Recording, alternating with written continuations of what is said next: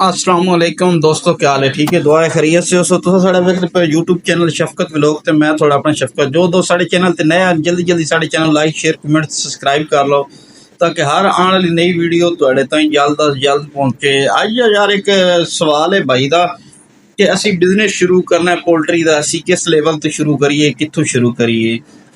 Poultry का broiler का शुरू करिए या लेयर का या गोल्डन मिसरी का? ये सवाल है उस भाई का। इंतज़ार ना है जनाबी लाहौर तो छोटे पैमाने से मैं उसको पूछा या वड्डे पैमाने ते उन्हें दस्या भाई जी असीं छोटे पैमाने ते काम शुरू करना चाह रहे हैं।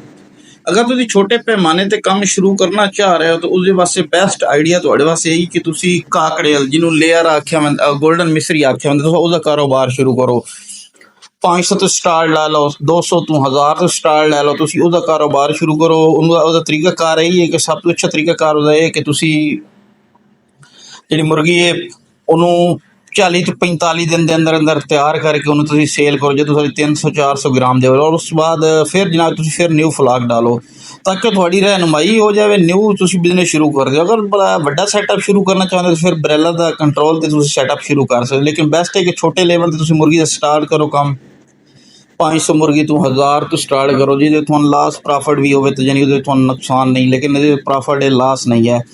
45 दिन ਦੇ ਵਿੱਚ ਸਾਡੀ ਮੁਰਗੀ ਤਿਆਰ ਅਸੀਂ 45 दिन ਦੇ ਵਿੱਚ ਤੁਹਾਡੀ ਫੀ ਮੁਰਗੀ ਕਿੰਨੀ ਫੀਡ ਖਾ ਜਾਂਦੀ? ਉਸ ਬਾਈ ਨੇ ਪੁੱਛਿਆ ਸੀ ਤੁਹਾਡੀ ਮੁਰਗੀ 45 दिन ਦੇ ਵਿੱਚ 650 ग्राम मुर्गी तकरीबन ਤੁਹਾਡਾ ਵੇਟ ਫੀਡ ਖਾਸੀ ਇੱਕ ਮੁਰਗੀ। और उस तो बाद इस टाइम बच्चा ਉਹਦਾ ਕਿੰਨਾ ਦਾ ਆ ਰਿਹਾ? 80-90 रुपए ਦਾ ਬੱਚਾ ਆ ਰਿਹਾ। ਕੋਈ ਮੁxਤਲਿਫ ਵੈਰਾਈਟੀਆਂ ਦੇ ਵਿੱਚ ਬੱਚੇ ਦਾ ਰੇਟ ਹੈ।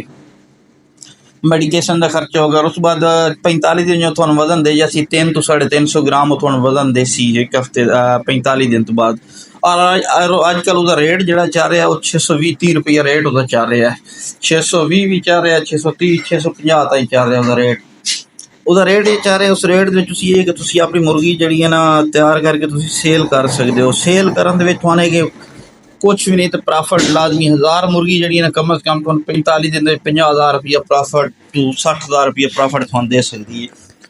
जे तुसीं उस अगे अंडा लेना चाहते हो वैक्सीनेशन कराने का शेड्यूल भी असीं दे देवांगे। मुकम्मल वैक्सीनेशन हर चीज़ शेड्यूल साढ़े चैनल पर वीडियो अपलोड है, तुसीं चेक कर सकते हो पिछे जाके वीडियो, बल्कि मैं डिस्क्रिप्शन में लिंक दे देसां। तुसीं उस पैमाने तो शुरू करो। उस पैमाने के कि तुहानूं बहुत अच्छा रिजल्ट मिलती। फिर इस तरह तुसीं अपना इंक्रीज कर दो 5,000 1500 2000 2500 3000 फिर इस तरह कर दो। छोटे सैटअप तो काम शुरू कर दो, इंशाल्लाह तरक्की है पोल्ट्री दे। पोल्ट्री कोई लास नहीं है इतना बड़ा। ਜਿਹੜੇ लोग ट्रेंड छोटे लेवल तो काम शुरू करो, इंशाल्लाह रिजल्ट मिल सी। उम्मीद है जनाब तुहानूं साडी वीडियो अच्छी लगी होसी और वीडियो अच्छी लगी तो लाइक शेयर कमेंट सब्सक्राइब करो। बेहतर है तुसीं गोल्डन मिसरी का काम स्टार्ट करो या ब्रैलर का कर लो, जो भी करो छोटे लेवल तो शुरू करो। छोटे लेवल तो ही शुरू करदे वड्डे लेवल ते यकदम डायरैक्ट तुसीं वड्डे लेवल ते नहीं आ सकते, बहुत मुश्किल है वड्डे लेवल ते तुहानूं आना।